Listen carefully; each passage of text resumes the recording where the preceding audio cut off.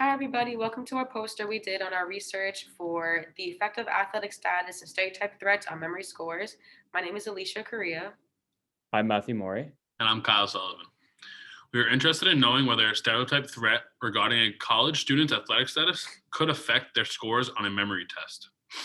To examine memory scores, we presented participants with a list of words that they had to memorize, a demographic section, an academic stress survey, and a word recall task. So the independent variables were athletic status, if the participant was a student athlete or not, if a stereotype threat was given or not, and the dependent variables were memory scores. We hypothesized that those exposed to the stereotype threat will have lower memory scores. Finally, we predicted that student athletes exposed to a stereotype threat will have the lowest memory score. For our research, we used convenient sampling to collect data from 70 undergraduate students from Framingham State University by emailing professors and asking them if we could come into their class and do our study for extra credit to the students who participated if the professor offered it. Participants were split into 4 groups total, group A, B, C, and D, based on their athletic status and if they received a threat or not. Group A were student athletes who did receive a stereotype threat. Group B were student athletes who did not receive a threat. Group C were non-student athletes who did receive a threat, and Group D were non-student athletes who did not receive a threat.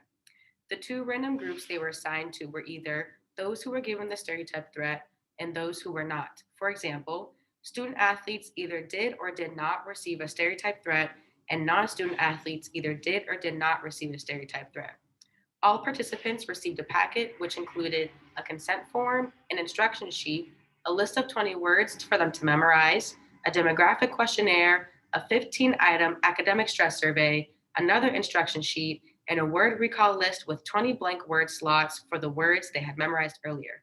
Participants in Group 1, who were participants who did receive the threat, would receive a written stereotype threat in the instruction sheet before they memorized the words and before they recalled the list of 20 words they memorized earlier. Participants in Group 2, who are participants who did not receive the threat, would complete each task as usual without the threat in their packets. We tested our hypotheses using a 2x2 ANOVA.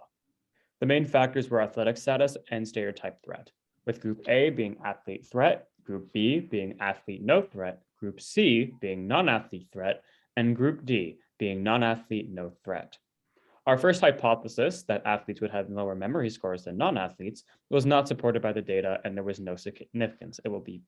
This will be pointed out.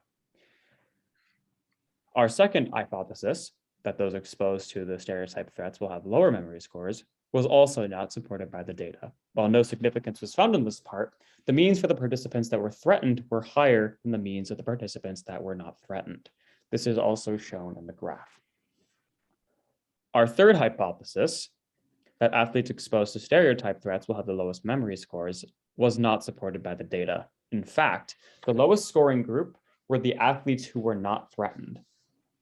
We did find a significant difference, and it will be pointed out by my other group mates. Our conclusion is that non-student athletes who were threatened had the highest memory scores on average. One of our biggest struggles in this study was getting student athletes to participate, whether it be from communication with the coaches, trying to find the right schedule for them, among other things. It was exceedingly difficult, especially to get them all in one place. And the second problem that we encountered was time. We were only able to collect data over the course of a couple weeks.